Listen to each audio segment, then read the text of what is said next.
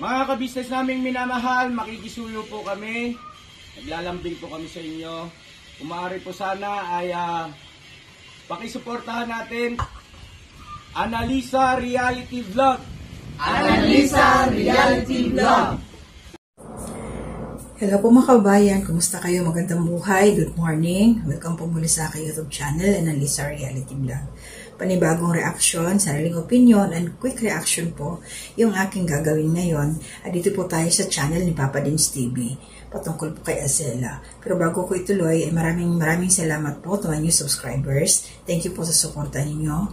To my silent viewers, salamat din po.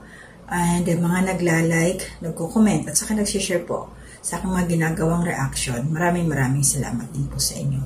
And please support po natin ang Ka-Business Family, Papa Dins TV, and of course, ang Ka-Business Official, channel po ni Pinuno Ka-Business, na dito rin po kami kumukuha ng aming ginagawang mga reaction o ginagawaan ng reaction. So, ito po yung aking reaction ngayon patungkol kay Azela. Para po sa mga bago pa lang sa aking channel, na hindi pa ho nakakakilala or hindi na umpisahan kung sino si Azela, magbibigay lang po ako ng konting papiyaw na background po. So itong batang to si Azela ay nakita po or na-meet nila Papa Dins nung nag-outing sila sa Bulacan doon sa tabing ilog. Kasi nagtitinda nga po ito ng ice candy. Ano siya yung hindi siya mahiyain, magaling siyang mag-sales talk, basta mabuka siya na bata. At talagang ito si Bornok ang nakausap niya eh. Silang dalawa yung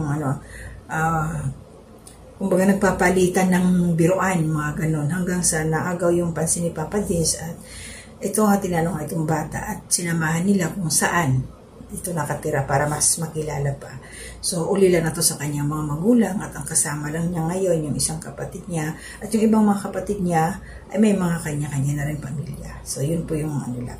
So pwede niyo pong panoorin lahat, balikan niyo po, bisitahin ang channel po ni Papa Dins TV, nandoon po lahat ito. Support po natin kasi hindi lang ho yun ang kanyang ginagawa na tumutulong sa mga mahihirap or higit pang nangangailangan nating mga kababayan, kundi meron pa ho siyang mga scholar. At isa na nga ho ito si Azela na tinutulungan ngayon ni Papa Dins para sa allowance, financial, para makatapos itong batang to sa kanyang pangarap ng pag-aaral. So ito yung aking reaction ngayon. Merong last upload or latest upload si Papa Dins. Kasama nga po si Papa Sundot TV, shout out po, at saka support po natin yon. Ilalagay ko po dito sa screen ko ang kanyang YouTube channel mamaya. At yun nga po ay nakatanggap ng blessing itong batang ito. Kasi noon pa man, bago mag-tour sila Papa Dins, bago yung mag-moving up, ang sabi sana ng batang to, si Papa Dins ang aakyat sa stage para samahan siya kasi meron ngang award. Kasi may magaling din ng batang to. So, hindi nangyari yon kasi nga umalis sila Papa Dins ng tour. Alam natin yun. At ngayon ito, bumalik sila. Nakatanggap siya ng blessing, yung laptop. Malaking tulong yun para sa kanyang pag-aaral. Lalo na ngayon na talagang online. Computer world na tayo eh. Kaya mas maraming ganap.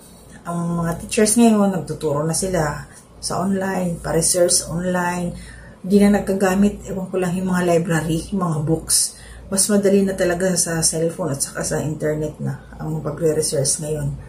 Noon talaga. So, napakaswerte mo, Azela, kasi nga, ayan, maraming blessing ang dumarating sa iyo, maraming humahanga sa ugali mo na palaban sa hirap ng buhay, dumidiskarte para makapag-aral. Iniisip mo pa rin yung future mo sa kabila na wala ka ng mga magulang.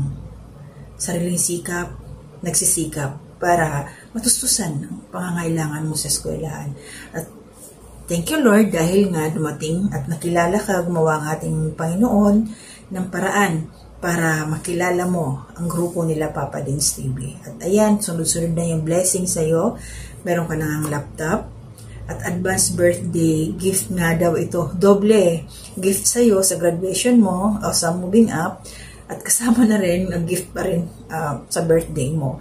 Mahal kaya ng laptop.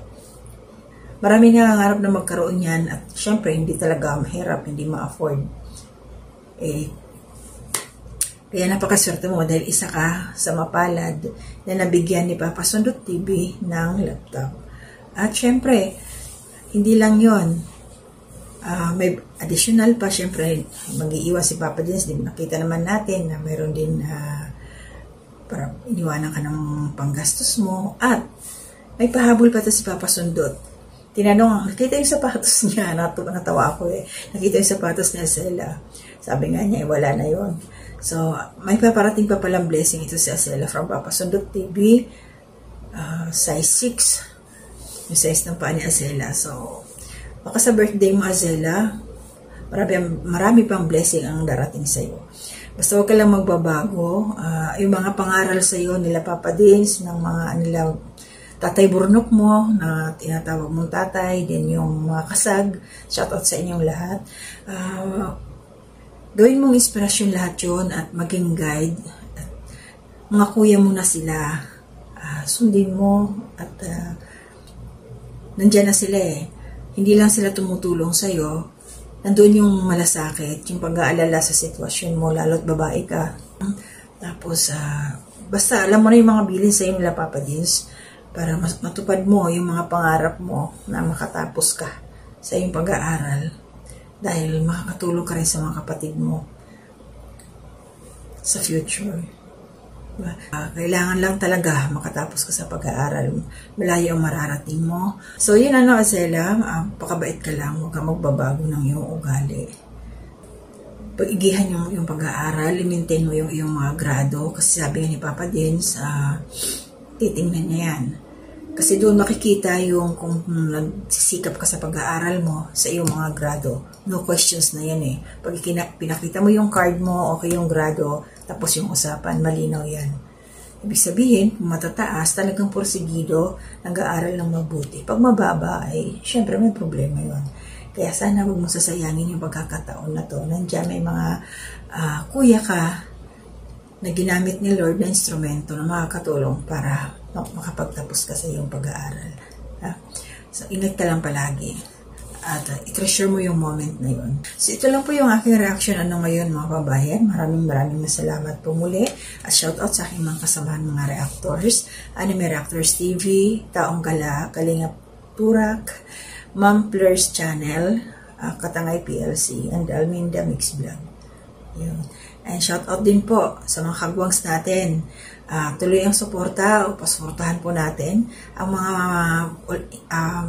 ito may mga bagong channel ngayon at monetize na sila Kagwang Burnok Official, Kagwang Bugi Official, and Kagwang Bong Official. Yan po sila. Congratulations dahil ang aga nyo na monetize. Diba? Kami, grabe, ang hirap. Mahirap talaga. Napakaswerte ninyo kasi nandiyan kayo sa ka-business family, kayo pinuno ka-business, kaya walang kahirap-hirap. Sandali, ang bilis. Monetize kayo kaagad. Salamat sa mga subscribers at supporters na Pinuno Ka Business. And shoutout din po sa ating mga kagwangs na yung unang batch na nakatanggap na ng blessing, si Kagwang Buknoy Official, Kagwang Intoy Official, and Kagwang Bay Papaya Official. Yun po sila. So, tuloy lang ang buhay, huwag susuko. Sabi nga ni Pinuno, ang umaayaw, hindi nagwawagi. Ang nagwawagi, sila yung mga hindi umaayaw. Kaya laban lang. Sa English yun, sa motto namin, meron kasi kaming grupo dati, the winner never quit, the quitter never wins. Yun. Basta yung mga brothers and sisters ko dyan. So, yun na po, ingat po tayong lahat. Ako po yung magpapahinga na muna. Maraming salamat po. Yung mga hindi po nakapag-subscribe dyan sa aming lahat, from Pinuno Ka Business down to Kagwangs at saka kaming mga reactors, please subscribe na lang po. Maraming salamat sa inyo at gabayan tayo ni Lord bawat isa sa atin at more blessings po sa ating lahat at mag-iingat palagi, lagi akong magpe-pray. Hanggang dito na muna at hanggang sa muli na aking mga gagawing reaction. To God be the glory.